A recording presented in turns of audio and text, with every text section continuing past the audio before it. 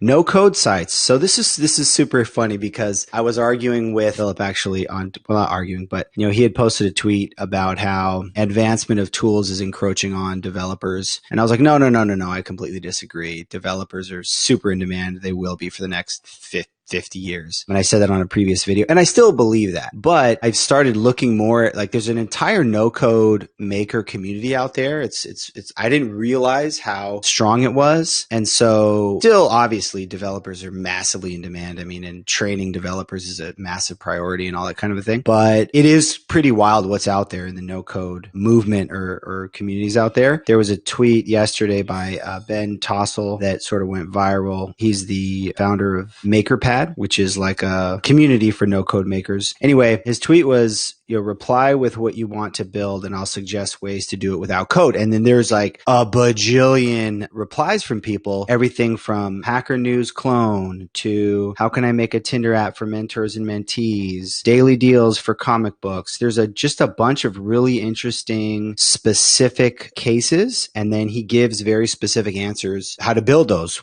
there's a bunch of tools. There's Bubble, Boundless, Webflow, Airtable, Google Spreadsheets. There's just a ton of really neat tools that a lot of us are probably aware of, but maybe not aware of how powerful they are. So that was interesting. And now I'm kind of thinking to myself, like, man, I wonder if I could build something no code. It'd be a neat challenge. So I've been checking out some of these no code sites, and some of them look cool, but some of them look, a little DIY, like they don't look that polished. And I saw this one site on a different thread called Dwellito.com, which is browse the top modern modular homes.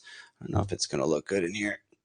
I keep trying to show pictures to the camera, but that's a bad idea. But what stuck out to me about this site is that this site looks really polished. And I don't know if they did a custom design. I'm assuming they didn't. If it's no code, I'm assuming they didn't do a custom design. But what's unique to me about this is this feels like a very polished site. It feels like pretty much like as polished as like an Airbnb type of thing, which is really cool. I mean, it looks great. So I'd be surprised if this is completely no code, but that would be freaking awesome. So anyway, so it's pretty wild, the stuff that can be done. I was looking into it and try to figure out if, for example, you can have a site with dynamic URLs. Like, for example, Karma's Hero has karmashero.io/username as dynamic URLs, and that can be done on one of the platforms. And so it's interesting, all the stuff that can be done out there.